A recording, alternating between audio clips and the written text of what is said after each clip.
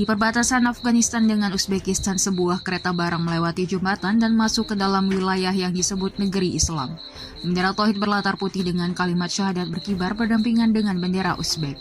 Sejumlah pedagang menyambut kelompok Taliban yang secara de facto kini menguasai Taliban. Sopir truk yang membawa gandum berkata kepada jurnalis BBC, dulu ia dipaksa untuk membayar suap kepada pejabat kepolisian yang korup setiap kali melewati pos pemeriksaan. Sekarang tidak seperti itu. Saya bisa berkendara sampai ke Kabul dan tak dipungut biaya sepeser pun, katanya. 2 bulan telah berlalu sejak Taliban menduduki Kabul dan mengambil alih kekuasaan di Afghanistan. Namun, ketersediaan uang tunai saat ini mulai langka dan Afghanistan dilanda krisis ekonomi. Sumber BBC di komunitas bisnis mengatakan tingkat perdagangan menurun drastis karena importir di Afghanistan tak mampu untuk membayar barang-barang baru. Kepala Bea Cukai Taliban di Pelabuhan Hairatan, Maolovi Said, mengatakan kepada BBC bahwa saat ini tarif bea masuk sudah dipotong sebagai upaya mempromosikan perdagangan sekaligus mendorong pedagang besar untuk kembali ke negara itu. Ini akan menciptakan lapangan pekerjaan dan pengusaha akan mendapatkan pahala di akhirat, katanya. Sekitar 1 jam perjalanan berkendara, tim BBC tiba di Mazar-i Sharif, kota keempat terbesar di negara ini. Sekilas kehidupan orang-orang terlihat berjalan normal meskipun banyak yang menderita secara keuangan. BBC menuju ke Masjid Biru yang bangunannya tersusun dari ubin-ubin yang sangat rinci, jantung budaya di kota ini. BBC sempat berada di sini pada Agustus lalu, beberapa saat sebelum Taliban berkuasa. Saat itu, pelatarannya dipenuhi anak-anak muda, laki-laki dan perempuan yang berpose untuk swafoto. Tapi sekarang Taliban membuat aturan baru untuk memisahkan waktu kunjungan berdasarkan jenis kelamin. Perempuan bisa datang di pagi hari dan laki-lakinya setelah itu. Saat BBC berkunjung, terdapat banyak perempuan berjalan-jalan, tapi jumlahnya jauh lebih sedikit dari kunjungan kami sebelumnya. Semua baik-baik saja, tapi mungkin orang-orang masih butuh waktu untuk membiasakan diri dengan pemerintahan yang baru, kata seorang perempuan kepada BBC. BBC bertemu dengan Haji Hekmat, pemimpin Taliban tersohor di daerah itu. Anda mungkin membawa rasa aman di sini, tapi para kritikus mengatakan Anda membunuh budaya di sini, kata BBC kepadanya. Tidak, jawabnya dengan tegas. Pengaruh barat sudah ada di sini selama 20 tahun terakhir.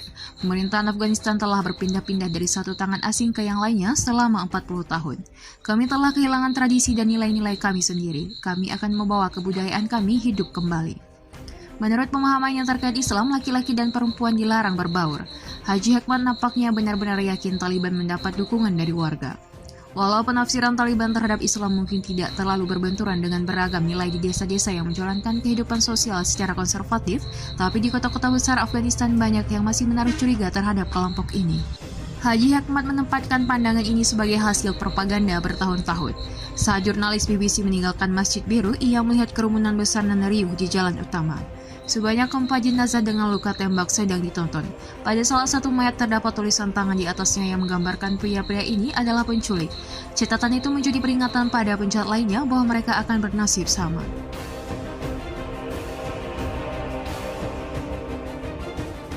Terlepas dari bau busuk mayat di bawah sinar matahari, kerumunan orang tersebut mengabadikan mayat-mayat itu dengan kamera. Mereka saling dorong berusaha untuk melihat keempat jenazah lebih dekat. Aksi kejahatan yang disertai kekerasan sudah lama menjadi masalah utama di kota-kota besar Afghanistan. Hukuman yang dijatuhkan Taliban kepada para penjahat membuat Taliban mendapat pujian karena dianggap mampu menyelesaikan persoalan keamanan. Seorang yang berkerumun mengatakan kepada BBC, jika mereka adalah penculik, ini merupakan hal yang bagus. Ini akan menjadi pelajaran bagi yang lainnya. Tapi banyak juga orang-orang lainnya di kota ini yang merasa tidak aman. Mahasiswa hukum bernama Farzana mengatakan kepada BBC, setiap kali saya keluar rumah dan saya melihat Taliban, saya gemetar ketakutan. Kampus swasta yang menjadi tempat pendidikan bagi Farzana tetap buka, tapi kampus yang dikelola oleh pemerintah masih ditutup sampai saat ini. Di bawah kekuasaan Taliban, mahasiswa laki-laki dan perempuan yang belajar dalam satu kelas harus dipisahkan dengan tirai.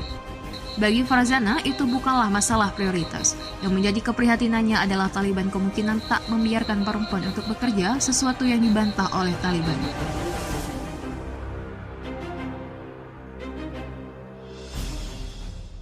Sejauh ini, perempuan di Afghanistan diperintahkan untuk tetap di rumah demi keamanan mereka, kecuali yang bekerja sebagai guru atau tenaga kesehatan.